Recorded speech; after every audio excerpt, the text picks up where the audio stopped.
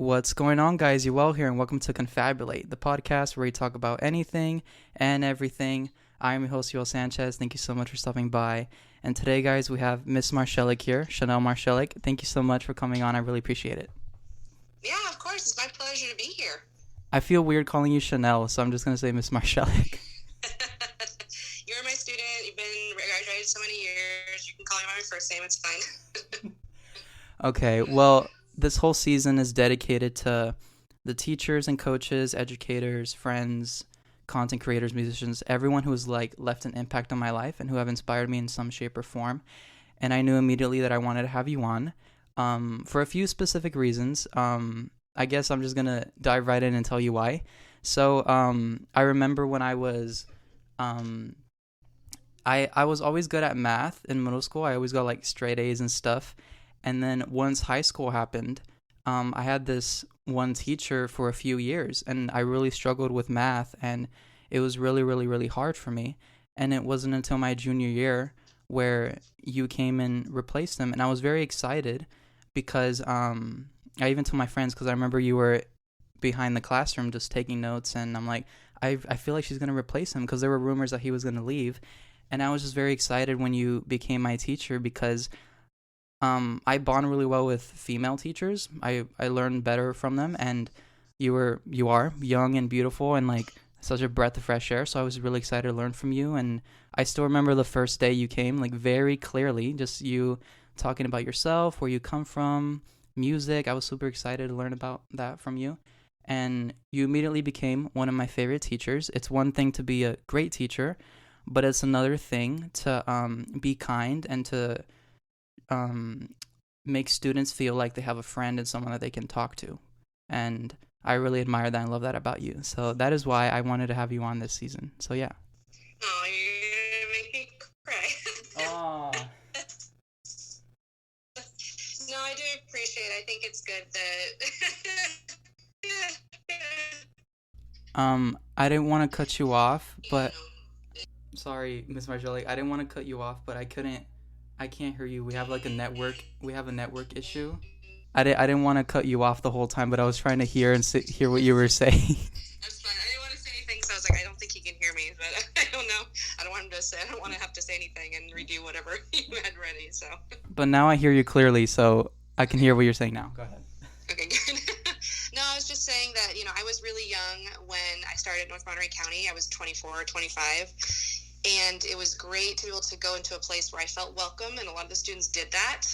I was still super new. I honestly didn't know what I was doing, and I know not a lot of teachers like to say that because they like to think that they know what to do all the time. I did not.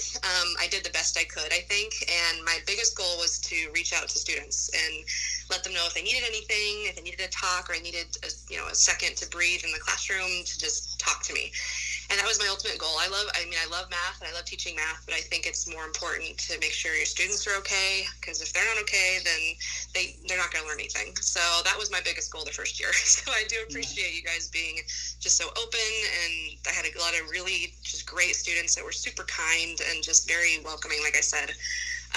But it's great to hear back from students years later and know that you made a little bit of a difference in someone's life, which is the ultimate goal, right? So I appreciate it.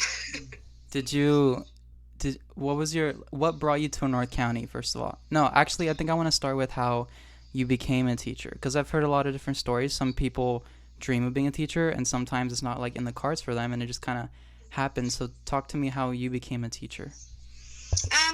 Everyone's story is a little different. So with mine, I graduated high school and I knew I wanted to do music. I actually was a music major for 2 years at Pepperdine University, which is a very nice university. I ended up transferring back to San Diego, though, because I realized that I didn't necessarily just want to go into just music. I wanted to do something a little bit more broad. So I took a couple years and I worked and I went to school and I kind of gained a little bit of money here and there. And then I went back to school for elementary education. And I graduated with elementary education and couldn't find a job. It was really difficult to find a job after I got my credential. At the time, I think I was 24. And then I got married to Mr. Marshalek, Chris. And then I was able to find a job that next summer. I actually applied at North Monterey County for a what was it? It was a kindergarten position. They had a kindergarten position available, and I was still elementary, and they said, well, we don't have the kindergarten available, but we do want to see if you want to do high school, high school math, because I always loved math.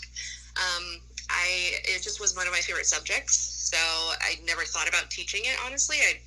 High school students actually at the time kind of scared me a little bit because they were a little older. I actually preferred the younger kids originally, but I always knew I wanted to teach. I just wasn't sure what I wanted to teach. Yeah. So anyway, so they gave me this job in high school, and like I said, I didn't really know what I was doing, but we learned together and we got through it. But I always kind of knew I wanted to be a teacher, if that's to answer your question. Yeah. I just wasn't sure what I wanted to teach. Yeah. Was it challenging at all to be like at a new school, a new community, kind of like a fresh start? How challenging was it for you in the very beginning? It was very challenging. I grew up in Poway, and I pretty much stayed there my whole life. Poway is in Southern California. And I went to college, but that was for a couple of years, and I came back home. So it was definitely very difficult to just move your life. I got the job, and then about a week later, I was up in Monterey. So I didn't know I was going to be up there. I had to move everything. Like I said, we had just gotten married, and so we had all of our stuff. We didn't really know where we were going to be, so we ended up moving in with Mr. Marshalek's, Chris's family, and they helped us out for a little while until we found an apartment. But it's definitely difficult to uproot your life, but I wouldn't change it. I would say if you have the opportunity to go and live somewhere new, even for just a few years, I think we only were there for 3 years, do it, because we loved the area, and if we could, we would completely go back and live there, but family's down here, so it's a little different. But yeah, my advice is do it. If you're thinking about just moving somewhere different, just do it for a few years and experience it, because I would not change anything. I mean, it was difficult, but I would not change anything. Yeah. What were some of your favorite moments from being at North County for 3 years? Is there anything that you miss, either like some of your co-workers or students, or just what do you miss from North County? There's a lot of things I miss. The biggest thing is the students. That's a different story in just a second, but I worked down here at a high school in San Diego, and the students were different. I really loved North Monterey County students. I think they were super kind, very helpful. Your situation, obviously, up there, a lot of the students was a little different. A lot of students didn't necessarily have a mom or a dad completely available all the time, either working or just not there. And I feel like teachers kind of became like second parents or aunts and uncles, or someone that students could look up to and turn to when they needed help. Which was an amazing experience. I mean, it was terrible for the students, obviously, but as a teacher, it was amazing because you could really step up and be there for them. And that was huge. But overall, the students in North Monterey County are just very helpful. I would be pushing something, it would be slightly heavy, and I'd have 3 or 4 kids ask if they can help me out. Didn't know me, it was my first year, and they were still asking to help me, and I think that's amazing. You don't see that everywhere, and I definitely didn't see that in the high school I was at here. So if I could go back, I would. So I think the first thing I miss is students. I do miss coworkers. I did get to know a few people there, a few of the math teachers and science teachers that I got to know really well, and who I do miss. I don't know if they're teaching there anymore. I know a couple of them have retired or moved to other places. What else do I miss? I miss the Monterey Bay. Yeah. A lot. It's beautiful. I really wish we can go back and visit, and our goal is to, at some point, go back and visit when the kids are a little bit more grown. But I do miss the Monterey Bay. It's just beautiful up there. Walking by the beach every day was amazing. But there's a lot of things I miss. I think that working at Monterey County was kind of like my golden years of teaching. Schools are different down here. Students are a little more entitled, which is what it is. But I do miss probably the students the most, being up there. Yeah. And what brought you back down to San Diego after being 3 years in Monterey County? Why did you decide to come back south? We had kind of thought about moving back at some point because we have family down here. Chris's family had already moved away, so it was really just us. Mm-hmm. We knew friends up there, but we didn't have any family. And then we decided to start a family, and it kind of happened very quickly. And so we found out, and we said, you know what, it's time to go. It's time to move back because I was pregnant, and we found out, I think in like May, and we decided in June that we have to go. which was bittersweet. I mean, we loved it up there. We wish we could have stayed longer, but with a baby on the way, it made more sense to move back down here to be closer to my parents, because it was their first grandchild, and we didn't want to be far from them. I feel officially old because I remember very clearly your announcement post of your first pregnancy. Feels like yesterday, and now your firstborn is walking and talking, and now you have a son, and I'm like, wow, they grow up so fast. So how has motherhood changed you? A lot. Yeah. It has changed me a lot. It's also changed my career goals. I love being a teacher. I truly do. But I would put my family before. And I unfortunately had to do that. But, my daughter, like I said, my daughter's 2.5 almost, and my son is now 9 months, which is crazy. I feel like, he just got here. Yeah. And it's definitely, it makes you think beyond just you and beyond just your life. It makes you think about the future, about what's best for them. Your wants and needs are a little bit past, and theirs goes above yours. So it makes you think about like the broader picture, and you're just more tired. Yeah. Just being tired is just part of life now. But I wouldn't change it for the world. I love them. I love my family. I love where I am. But it definitely changes, especially your career goals. I think that's the biggest change, is that you kind of have to put that on the back burner and just do what you can do to make your family happy and comfortable, and, make your situation the best it possibly can be in terms of your work hours and, how much time you're willing to give to your career or your kids. And do you want more kids, or are you kind of chilling now with 2? I think we're chilling with 2 right now. I know that I've talked about a 3rd one, but that was before we had our 2nd one. So we'll see in about maybe 3 years if that changes. But for right now, I think we're good. Yeah. You talked about changing your career goals. I know you posted about it yesterday. Talk a little bit more about that, like where you're going now with your new path. Mm-hmm. Yeah, so a couple months ago, I've been out on maternity leave for a while. I had Emmy, and then COVID hit, and things changed drastically, and it was very difficult to be a teacher, and it still is, I know, for a lot of teachers. Yeah. It's not easy. So that was kind of going into my decision, as well as just the fact that I needed more time with my kids. I didn't want to grade at 1 o'clock in the morning every night or plan every single night for the next day. And so I decided that something needed to change, and my family has a construction company. So it's like a construction engineering project planning company, and they've had it since I was a kid. And so we decided to go ahead and eventually take over that company. Chris right now is part of that company as a project manager, and I'm now on it as well. I'm working in the office right now, and I'll be an estimator pretty soon. And so, I decided to take a step back from teaching. I don't know how long. This company could be around for a long time, and if we decide that it's something we really want to do, then we'll stay with it. I might not be going back to teaching for a long time, but at least when the kids are little, I want to give myself a few years to get them in school, and then consider if I want to go back or if we want to stay with the company and keep that going. So we're kind of at a crossroads right here, but I am taking a step back from teaching, which I'm not happy about. I am very bummed that I have to take a step back, but I am happy that I can make my own hours and I can be with my kids because they're still so little, and I hate to leave them all day, every day, and go to class. I'm going to miss the students. I'm going to miss teaching. I just packed up my classroom yesterday, so it's still very fresh. It was very hard. It was not an easy thing, putting everything you have and all your memories and students and everything like that, putting them just in boxes and putting them in the attic for a little while. And it's not an easy process, especially when you love what you do, which is I did. I loved what I did.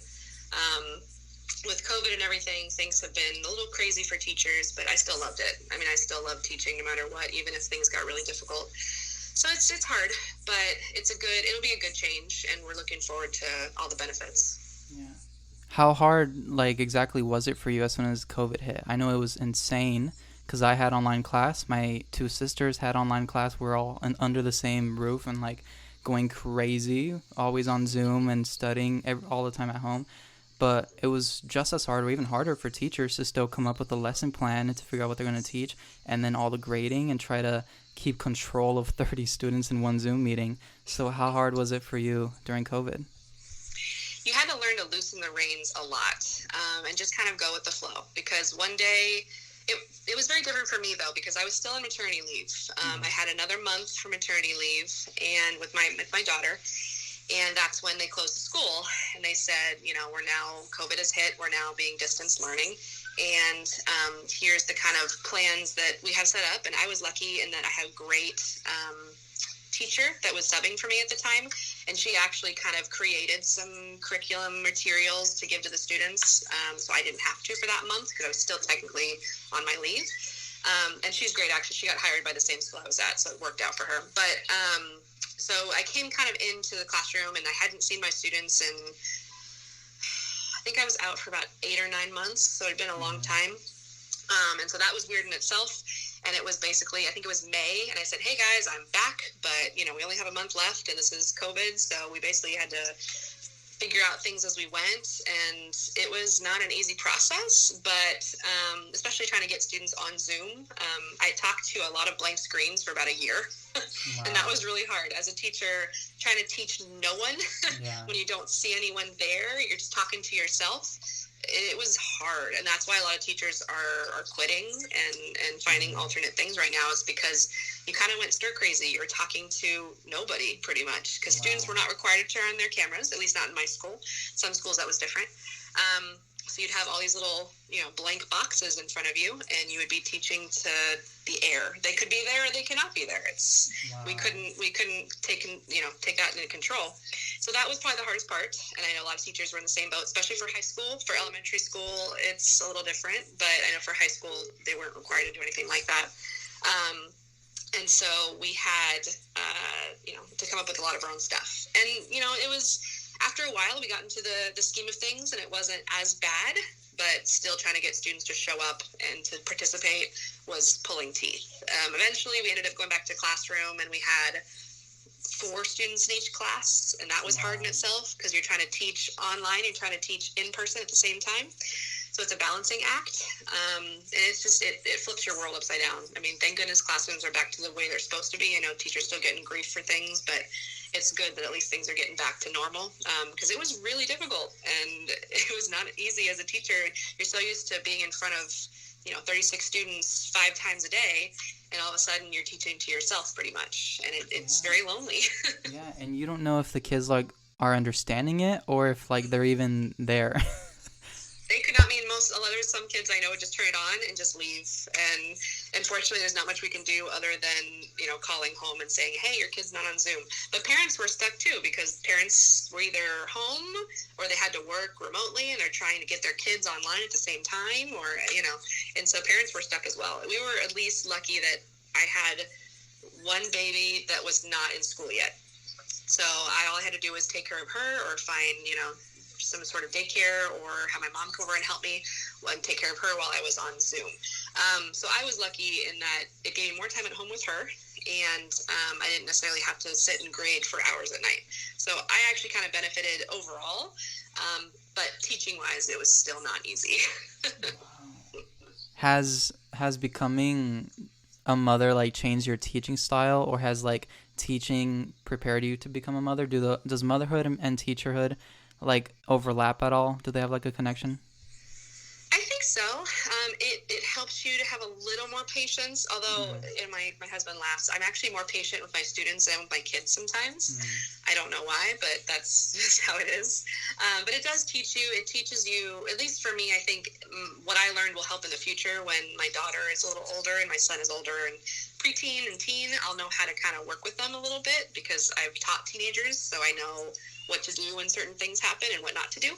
But it has definitely, a lot of the things I've learned as a teacher has helped me also become a mother. Just, the disciplining stuff, not really called discipline anymore, but the discipline stuff, giving kids choices and that kind of thing. All of this stuff is things I used in the classroom when we had maybe a student that wasn't quite with us, or maybe kind of unruly. So it definitely, I think they overlap a lot, and I've learned a lot of lessons from teaching that I've actually used with my from teaching I've actually used with my daughter and my son before. Yeah, your husband too, right? Because he taught also, so both of you guys have that experience as well, right? Yeah. Hold on, I lost you. There we go. You're back. Okay. Yeah, no, he he definitely learned a lot as well. He taught for, I want to say 3 years. So yeah, he's definitely learned a lot of lessons from that too. And I think that's also helped him in his job as well, learning how to micromanage things and manage your time and create a schedule and that kind of thing. I think you learn a lot as a teacher, just in general, for your whole life. And a lot of those lessons are really applicable to other things. Yeah. I've interviewed a few teachers already, and it's nice for people to see, well, maybe not nice, but like kind of like eye-opening, because some teachers told me like you don't really get to see the behind the scenes, where like, yeah, you guys teach from like 8 a.m. to 3, but all the grading on the weekends or late at night, and some had like a second job on the weekends and had to work more because, you know, teachers don't get paid as much as they should, especially with all the hard work that they put in. And it was just very eye-opening for me to learn all the other struggles that we didn't get to see, because we just show up to class and we're ready to learn, but teachers go through a lot behind the scenes. Did you experience any of that, or do you connect with any of it? Oh, 100%. Yes. I think that's an overall thing for teachers is we get summers off, but technically we work our butts off during the year. So we really deserve those summers off because, yeah, you're right. You go to school at 8 to 3, and technically, yeah, students are off and campus is closed, but you're still working, and you work I would work until 11 o'clock sometimes grading or trying to get tests back or just planning for the next day, because I would pretty much work 6 days a week because I would take my Sundays and I would plan for the week ahead. Especially being a new teacher, you have to do that. And I was kind of a new teacher at 2 schools twice, because I was at North Monroe County for 3 years, and I was teaching new classes every year, and then I went to Grossmont, and then I was new teaching new things there too. So as a new teacher, you really work really hard to get your curriculum planned. So I really worked 6 days a week, and then I would take nights and I would grade. And so Saturday is the only day I really got off. So it's a lot of work, and it's a lot of time. I also would try to go, especially when I was in North Monroe County, I would try to go to some of the games. Chris and I were there with a lot of the track and field meets, the wrestling matches, a lot of the different things that were going on campus, football games. We would take Saturday nights, Friday nights, and go to those as well. So we were taking a lot of our time. Now, granted, this was also before kids. It was just us two in an apartment, so we could take that time and do that. And our teaching careers were first. That was kind of what we had, and that was what we put all of our time and effort into. When you have a family, now you have your family to take care of. So teaching becomes kind of on the back burner, and now you got to put your kids first, which is totally, it's understandable. But when you don't have kids and it's just you and your husband, then you have that extra time to put to it. So we were always there. I mean, like I said, we got maybe Saturdays off, and then the rest of the time we were all planning. It was harder for Chris, Mr. Marshalek, because he was teaching a class that didn't have curriculum. So he didn't have a book. He didn't have anything like that. He had to create all of his own resources. And he did that for a solid 2 years. So he was tired by the end of those 2 years. It's hard to create your own curriculum and also, grade and all that stuff and be there for your students. Yeah. So I applaud him 100% for what he was doing at that time as well, because at least we had a book. He did not. So it's hard. It's not easy. And he was also mainly in charge of SLU Crew too. He played a big part of SLU Crew in all the field trips and all our meetings. And you were a big part of the math club too. So that adds to it too. Yeah, we had a lot going on. I loved math club though. That was like the highlight of my teaching career. I loved that I could take that on. At first, it was super intimidating because all of a sudden I was in charge of this. I don't know how many kids are in the math club. I think it was like 40 or 50 by the end, and it kept growing. I was in charge of all these students that had no idea what to do because I was just asked to be an advisor, and that's all I knew. Because I know that, I forget what his name, the teacher that I took on before when I was hired, I forget what his name was. Mr. Stone? Mr. Stone, there we go. Because he was in charge of it, I think. Mm-hmm. And then it was Miss Buena that was also in charge of it. And then I don't think she was there for the first year, so I took it on, and she came back. It was a whole big thing. But I loved being a part of that, though. Doing Pi Day with all the kids and doing different outreach programs. And I just loved it. It was great. And I got to know a lot of students that way, which I just loved. And it was great. And I know Mr. Marshalek loves SLU Crew, and your guys' I know it took a few field trips that he really just was adoring and made him really excited. So yeah, we had a lot on our plate, but it was a lot of fun. It was very busy, but it was a lot of fun. I'm very excited because I really want to ask you about music. That's one thing that we connect to and relate on because I remember when you said that you were a singer and that you sang, I was super excited. And then you were like, if you guys do good in your midterms and your exams, then maybe I'll sing for you guys. And then I'm like, okay, guys, don't ruin this moment for me. We have to do good. And I remember you sang a few times in class, and sometimes I'd come over and I'm like, can you like show me a vocal warm up that you do, or can you sing some Adele? So can you talk to me about your love of music and when did that start and how did like your training and everything about music for you? Yeah, I actually forgot that I had told my classes I would sing for them at the end of the school year. I think I told them I was going to sing opera, or I don't know, one of my classes I said I was going to sing opera for. But anyway, so my music career, my music past goes back quite a ways. I started in like children's choirs when I was like 5 or 6 because I always loved music. I was in dance when I was really tiny. Dance didn't keep, but singing did. And so I was in choirs for pretty much all my life up until I was through college, so 22, 23, 24, something like that. And I always did, I always reached out. That was like my thing. I did soccer for a long time, but music was always first. It was like my passion, and that's what I went to school for when I went to college for a few years. I almost got burnt out from it, though.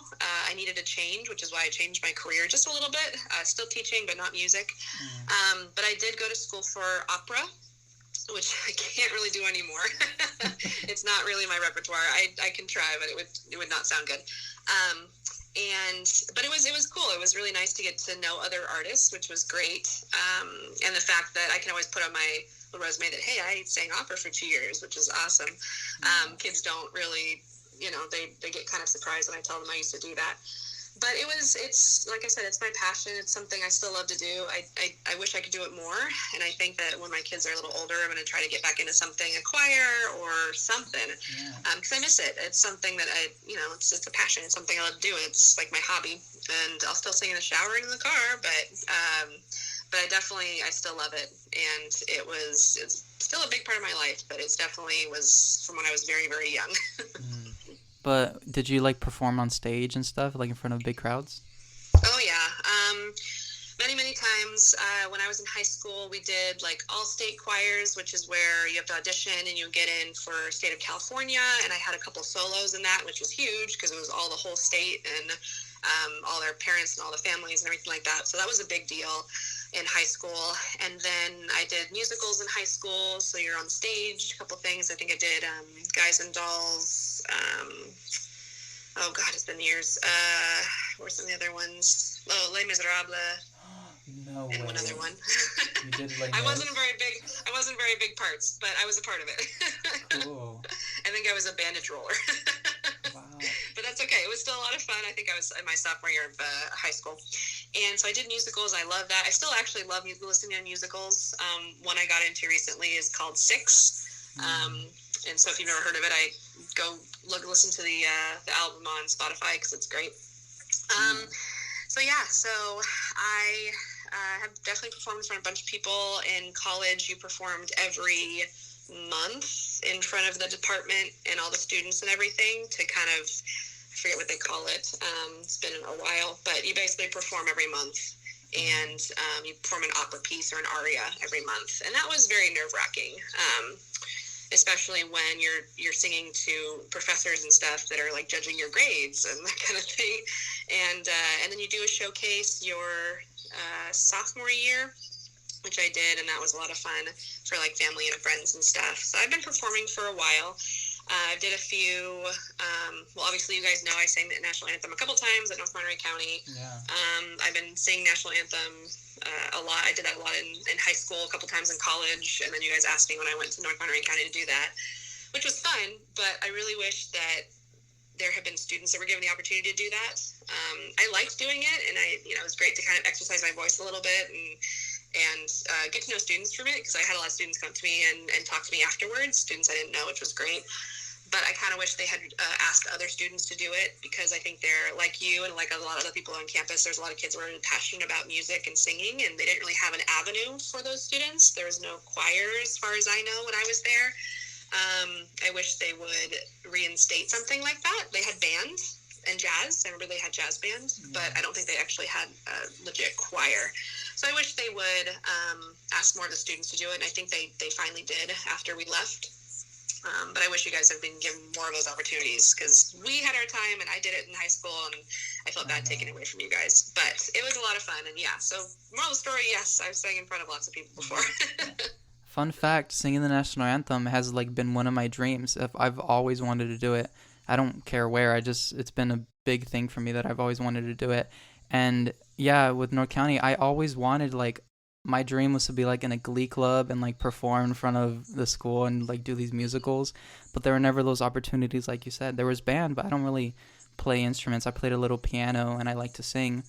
And so I would have loved to have like a choir or like a glee club or some musical stuff, because I saw it growing up, like High School Musical and Glee and all these like musicals in school, and they're singing. I'm like, that looks like so much fun. And I wish I had more experience with like musical theater, because I love Broadway musical theater. I know like all the songs to like Dear Evan Hansen and Hamilton, Waitress, Les Mis, West Side Story. I'm a huge musical theater fan. So I do wish we had those opportunities, but it starts with like someone really wanting it to happen. Like also I played tennis growing up, so I wish we had tennis courts, because I would have probably improved. I was really good when I was young. I won like a tennis tournament. I got first place, so that was a big thing for me. I really wanted to be at tennis, but there were not those opportunities. But I guess we have to fight for them if we really want them. Yeah, definitely. And I think that if I had been there longer, I think that I would have liked to start something. I'm terrible at piano, though, so that's why I wasn't necessarily jumping right on the bandwagon, because I can sing, but I was terrible at piano. So I would need to have a student do piano for us. But I really had wanted to. I wanted to start some sort of club, like Glee, or just like a music singing club. I just wasn't there long enough to really start it, because I had math club and that was taking a lot of my extra time. But I really wish that's one of those things I wish that I had been able to set up before I left. But unfortunately, life happens, and we weren't able to do it. But I kind of wish that North Bonner County would take that avenue and find somebody to help set up something like that at the school. And maybe they do. I haven't been back since I left 3 years ago, so who knows? But I do wish that they will create something for students like you. Yeah. Can you explain the difference between, like, because I see a lot of people confuse this online, like with classical music and opera, and then they bring in musical theater, because there's a similar like placement in the voice and all the vibrato, and you could hear the similarities, but I feel like they're completely different. So can you explain the differences? So I'm just making sure I understand. So you're talking about the difference between classical and opera, or the difference between like musical theater and classical? Ooh, classical and opera, yeah. Okay. So with opera, it's very different in terms of like the placement of voice. With opera, you're learning to project, because there's no microphones. You don't have a microphone on you, not like musical theater. You basically are it's you and your voice, and you're projecting to the back of the theater. So that's the biggest thing, is getting to that projection. That's what I always struggled with, because I'm a quiet singer. I'm not very loud. So I always struggle with that. That's the biggest difference. With classical, you can be microphoned, but it's just a different placement of the voice.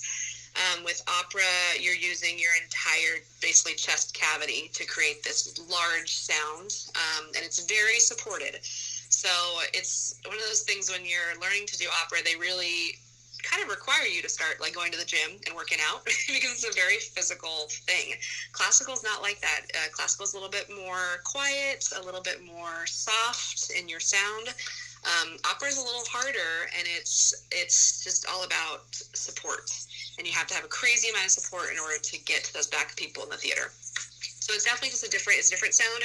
The vibrato you use for opera is a lot more prominent than the one you use for classical, but they are very similar, but the sound is different. So if I were to play you two different soundtracks, I think that you would definitely see the difference there. Wow, that's interesting hearing you speak about it, because I immediately pictured when you sang the national anthem at the graduation and your mic just like gave out. But we could still hear you. We could still hear like your vibrato projecting, which is very impressive, because it's outdoors and it's an open event. So it's not like a closed thing where your voice is just going to project everywhere, but we could still hear you. So that's interesting how you explained it. Yeah, I think it's like past training coming in with opera because you realize, okay, we're done, so now let's keep going. And things like that always happen, and I think that's a good kind of thing in life too. Is things are gonna to get at you, or things aren't gonna work the way you want it to. So you got to use what you already know to help yourself out. So, I mean, I think I had a background in opera, so I at least knew how to project a little bit and get the sounds kind of out there, even though it's hard when you're in a stadium because your sound goes out instead of up where you want it to go. But yeah, I mean, that was a lot of fun. I actually forgot I had done that. It was a lot of fun. It was a while ago. And then, I forgot about that, Mike. and then musical theater, they're also acting and like performing, but the sound, obviously there's a lot of vibrato, and their placement in their voice is very different. You could tell it's a very musical theater Broadway sound. So explain the difference with Broadway also. Yeah, so Broadway is more, I would say, kind of more chest in a way. You use a lot of mixed voice and a lot of talk singing because you want to get your feelings and the words out to your audience. So it's less about more of the sound and more about the story behind it. And for musical theater, you really have to, there's a lot of things you're doing. You're being an actor, you're telling a story, or you're projecting, you're trying to get people to understand you, because that's the biggest thing. With opera, you can kind of fudge it a little bit because it's more about the sound, but obviously musical theater is more about the story. So, and I've never really studied musical theater. I mean, I did it, but I never really sat down and like studied it like I did opera. But I always wanted to. I always wanted to be in musicals, and it's something that I might do, like with the community theater or something. I'd love to go back into it a little bit, because like you said, I love musical theater as well. I listen to all kinds of music, and I know in the classroom I would have playlists, and I would just play everything under the sun, because no matter what it was, it would end up on there. The kids thought I was crazy. But there's definitely things on there from every aspect. I think I probably put some musical theater in there too. But it's telling a story, and it's a lot different than just normal classical singing. Yeah. What are some of your favorite musicals? Like I said, right now I'm listening to Six, which is about the 6 wives of Henry VIII. So it's really cool. We should listen to it. I remember you just said Dear Evan Hansen. I listened to that. What are some of the other ones? Les Mis. I feel like there's a whole bunch, but I'm blanking right now. Yeah, I think those 3 for right now. There's a lot more. I know there's a lot more. I know what I'm listening to right now. But it's just one of those things. It's kind of like a hobby. It's just something I like listening to, and that's usually what I put on in the car. Honestly, when I get the radio, which is not often because the kids are usually listening to Baby Shark. Yeah. So when I finally do get to choose, I will usually put on one of those. Hamilton, like you said, that's a great one. There's a lot of good ones. I actually just watched the Tonys, and so that's why I'm listening to a few more different ones, because I was like, oh, cool. I didn't know that one. I didn't have to check this one out. So I do like watching the Tonys for that reason. I love the Tonys, too. I watched it this year, too. So good. Mm-hmm. You know what song I think you would kill? All I Ask of You from The Phantom of the Opera. I think that is such a beautiful duet, and I could just picture you singing that. It's so funny you actually bring that up. That was one of those first songs I learned when I was doing voice lessons, because I started voice lessons about 12, I want to say, when I really got like kind of serious into singing, and that was one of the first songs that they wanted me to do. So it's funny you should mention that, because it brings back memories. But yeah, I love that song. Another one I actually listened to is Waitress a little bit. I listened to Waitress a couple times, and they have some really good songs on there, especially for women. But yeah, it's a passion thing of mine. I do want to go back to it eventually, and I don't know, do something with it. I would like to do something. Who knows what, but it would be great to go back to something I used to love. Yeah. Oh my God, I think I asked everything that I wanted to ask you. I do want to mention, before I forget, because I forget everything, but I remember when I graduated, I was one of the last people to graduate, because I'm Sanchez, so I was like in there, and then I came out and I saw you and Mr. Marshalek there with the gift for me, and I promised myself, I was like, Yoel, don't cry, you're gonna get through this, just don't cry. And you gave me a gift, and I remember this very clearly. I'm never gonna forget it. You told me that that there are a lot of people at school that look up to me and that are inspired by me, which really put me in a perspective, because I had no idea. But you made sure, you were like, I need you to know this, because I don't think you do. And it like it caught me by surprise, and I'm never gonna forget it. So I do want to say thank you before I forget. Of course, yes, of course. I mean, it's 100% true. I mean, I remember when I first met you when I was teaching, it was your junior year, and you were very quiet. You're a really quiet kid in high school, and I didn't really get to know you when you were in my class that well. I wish I had, but it's hard to get to all your students sometimes. And I knew you a little bit, and I remember you coming into my classroom a couple times. I think you asked me to sing for you a couple times when you came in, which I think is really cool. But you were definitely the first semester very quiet, didn't really get a read on you, and then I finally got to learn about the person you were, especially maybe senior year. We really got to know you. You were part of SLU crew, and you opened up a lot, and you've grown so much in the past 4 years, 5 years. How old are you guys now? I'm 22, so 4 years. Oh gosh, you guys are old. No, you're not old, but you're making me feel old. But yeah, in the past 5 years, you've grown a lot, and it's amazing to see. I love seeing my students after, and that's why I have a lot of students on Instagram, is because I like seeing what you're doing and how much you've truly grown from really quiet kid to you're out there singing and you're out there doing podcasts, which is awesome, and following dreams and doing what you want to do, and that's just fantastic. And I love seeing it. I wish more students would reach out and say, hey, here's what's going on in my life, because I just love knowing. I love seeing where you went, because we knew you when you were in high school, and sometimes in high school we're not the best version of ourselves because we're still kind of within, and we don't necessarily want to put ourselves out there. I know I was one of those kids too, and all experiences cause us to grow so much, and it's awesome seeing, especially you, where you are now. It's amazing. I mean, keep up the awesome work. Thank you so much. I don't even recognize my high school self. Completely different person. I think a big thing, we obviously change when we grow and we go through more experiences, but when you have these big obstacles, when I was 18, with my sexuality and my weight and my struggles and at home, so once you get through those things and you get to the other side of it, you can really flourish and grow.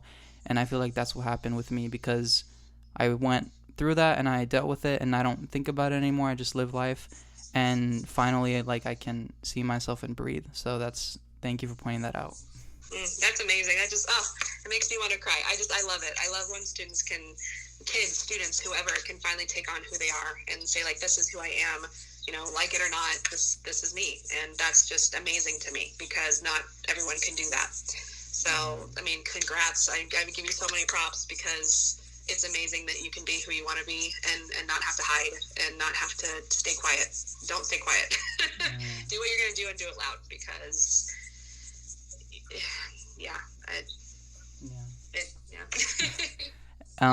and just thank you once again for being my teacher, for being a role model and inspiration. I loved having you. I loved just going to your class every day, and I've just been really inspired by you, left an impact in my life. I think you're amazing. Again, a great teacher, but also a great person to talk to. You made it very clear that your students can always talk to you, and I really appreciated and admired that.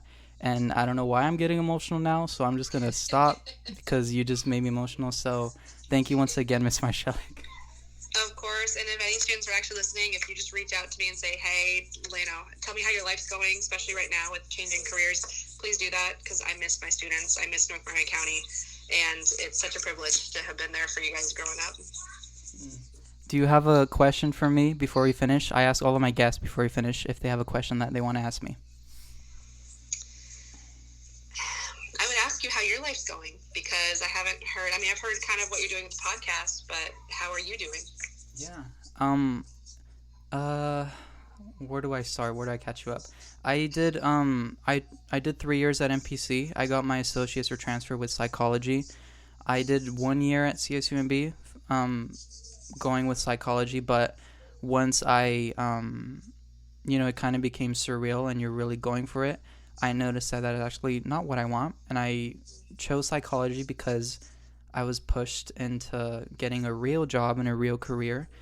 And so I got straight A's. I did great because I love learning, but psychology is not what I'm passionate about and not what makes me happy. So I am taking a year off from CSUMB, and when I come back, which I will, because I know getting a degree is one of my main goals and I'm going to make it happen. But I'm just going to do it with music, because after 4 years, I'm in the same place and I'm like, there's nothing else that's gonna like fulfill this happiness inside of me. So that's what I'm gonna work on when I come back, start fresh with a new major in music and really get that degree. Within that year off, I work for my dad. He has a plumbing business, and I work in the office. I've been working there for a few years. Um, so I've been working there. I'm gonna start coaching at North County, which I'm excited for. Cross country and track. It's gonna be my first year. I'm excited for it because it's a big full circle moment for me to come back and look at these kids, and I'm like, wow, I was them a few years ago, and to just have a young coach and a breath of fresh air. I always bonded with the younger coaches, so it'll be fun for me to come back and share a thing or two that I know about the sport. And then I'll be working on this podcast, and I want to start singing a lot more on YouTube. I lost all motivation and for it, but I still sing every single day. I just don't film myself anymore, but I do want to start doing that again. And just a lot of other big projects that I've been working on. I started writing a book. I never thought I'd ever write a book, but like a year ago, I just started writing about my life, and it was very therapeutic to let everything out. And this book is basically done. I'm just doing research now if I want to put it out and how I want to do that. So I'm working on that, and yeah, I've had a lot of big life-changing moments this year. I moved out, so I've been kind of alone, spending a lot of alone time, which has been nice, and just kind of starting fresh, and not really on social media anymore. I just go to promote what I got to promote or post what I have to post. So a lot of alone time and a lot of just time to focus on myself. I'm the best I've been mentally and physically since I've been like 15, so this is the best I've been, the best version of myself. So that's me. Yeah. That's great. Good. I mean, I'm glad to hear that you're going after what you really want and not doing something just because other people tell you that it's the best thing to do. Just be prepared that, life is crazy and things don't necessarily go the way you want it to, but keep your passions in mind and you'll go far. And work hard. That's the biggest thing. Work hard at everything you do and you'll get wherever you want to go. So that's great to hear. Yeah. My last question that I ask everyone is, what is your favorite Kelly Clarkson song? Probably Since You've Been Gone. Oh, yes. Yeah, that's a good one. Since You've Been Gone. It's a good karaoke classic. That's a good karaoke song right there. I would say that's a top one. But yeah, I like that one a lot. Those are some hard notes, though. I gotta pick the lower key if I'm gonna sing that. It's not easy, especially as a male. A little harder to sing Kelly Clarkson songs, but I get that. She's a great singer, though. Did you grow up listening to her, or yeah? Yeah, I mean, because she was coming up when I was 13, 14. Wow. Maybe. So I mean, I kind of grew up listening to her. I don't listen to too much of her anymore because I don't think she's made anything for a little bit. I could be wrong about that. Now she has her own talk show, right? So she's amazing still, though.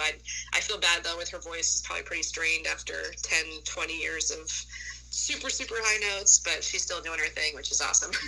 20 years of singing, and she also sings every single episode of her show. So she's singing every day, she covers a song every single episode. I had no idea. She's covering songs and touring for more than 20 years, but her voice is still insane, so she's still a great singer. I know. I have props to her, because I think after 20 years, my voice would be tired. Yeah. How do you, how would a singer, protect their voice, especially after 20 years of singing and performing? That's hard. It's hard too. I mean, you can even hear with her voice, it's not like it used to be when she first started. So it's not, I don't know if it's quite 100% possible, but just not belting incorrectly, I think, is the big thing. Making sure to drink lots of teas, take care of yourself, work out. Working out actually does wonders to your voice, by the way. If you're ever wondering about that, work out and then try to sing, and you're actually going to sing better because your body is ready. But yeah, just taking care of yourself and your body. And don't sing incorrectly. Get a voice teacher and really learn how to sing correctly. Because if you sing incorrectly, then it's going to really mess up your vocal cords. Who are some of your favorite singers, by the way, that you love? Oh gosh, let me think. I mean, I still really like Adele. I wouldn't say I'm it's whenever someone asks me my favorite of anything with music related, I never know what to tell them because I listen to so much stuff and everything out there's so many different artists that just pop up in my feed. It's really hard to say, but I have listened to a little bit of Adele here and there. I'm kind of stuck in the 90s sometimes, listen to like the 90s boy bands and rock bands and that kind of thing, early 2000s, some of the R&B and rap. I'm not going to quite tell you like a huge laundry list of people though, because there's so many and I don't know how to narrow it down. I'm really terrible when it comes to favorite music because I can't narrow it down to the life of me. Yeah. Shawn Mendes is someone to listen to right now. Honestly, I listen to mostly kid songs, so like Pink Fong and Baby Shark and and Wheels on the Bus. Yeah, those are our jams in the car. But there's a lot out there, and I think that most artists are amazing anyway, and so I don't have too many favorites, honestly. Well, mine are Adele, Ed Sheeran, Kelly Clarkson, Sam Smith, and then